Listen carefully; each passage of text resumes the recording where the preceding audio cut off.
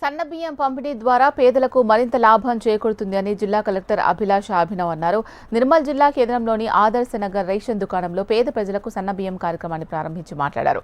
Ration card కలిగి ఉన్న ప్రతి నిరుపేదకు లాభం చేకూర్చే విధంగా సన్న బియ్యం పంపిణీ కార్యక్రమాన్ని రాష్ట్ర ప్రభుత్వం ప్రారంభించింది అన్నారు. ప్రభుత్వం పంపిణీ చేసే ఫోర్టిఫైడ్ రేషన్ బియ్యంలో అత్యధిక విలువ గల పోషకాలు, విటమిన్లు ఉంటాయని, వీటి ద్వారా రక్తహీనత, జీర్ణ సమస్యలు రాకుండా ఉంటాయని తెలిపారు. రేషన్ బియ్యాన్ని ప్రజలు ఎవరూ దళారులకు అమ్మవద్దని తెలిపారు.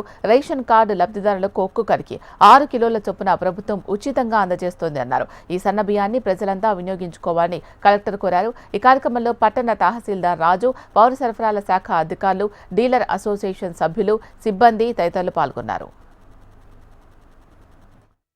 ఈరోజు మేజర్గా తెలంగాణ ప్రభుత్వం గౌరవనీయులు ముఖ్యమంత్రి గారు శ్రీ రేవంత్ రెడ్డి గారు వారి ఆదేశాల మేరకు మొన్న వారు సూర్యాపేట జిల్లాలో ఇట్లా సన్నా బియ్యం మనం రేషన్ షాప్ ద్వారా ఈ స్టార్ట్ చేయాలి, ఆ కార్యక్రమం స్టార్ట్ చేసి ఈరోజు ప్రతి ఒక్క జిల్లాలో ఈరోజు మన రేషన్ షాప్ నుంచి ప్రతి ఒక్క రేషన్ కార్డ్ హోల్డర్కి వాళ్ళకి ఉన్న యూనిట్స్కి మళ్ళీ ఈ రోజు నుంచి సన్నా బియ్యం పంపిణీ జరుగుతుంది.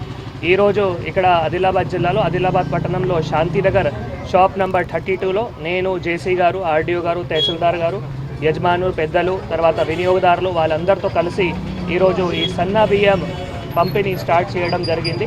ఇక్కడ 732 యూనిట్స్ ఉన్నాయి. సో ఇక్కడ మనం రేషన్ షాప్ యజమానికి అడిగితే ప్రతి ఒక్కరూ దాదాపు ఇక్కడికి వచ్చి బియ్యం ఇప్పటి వరకు తీసుకున్నారు.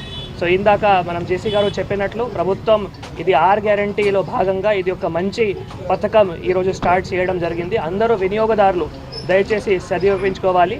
ఈ సన్నా బియ్యంతో మనకి ప్రభుత్వంకి 2-3 రకాలు బెనిఫిట్ అవుతాయి, వినియోగదారులకు కూడా బెనిఫిట్ అవుతాయి. ఒకటి ఆరోగ్యం కానీ, న్యూట్రిషన్ కానీ అది మంచి వారికి అందజేయడానికి అవకాశం ఉంటుంది.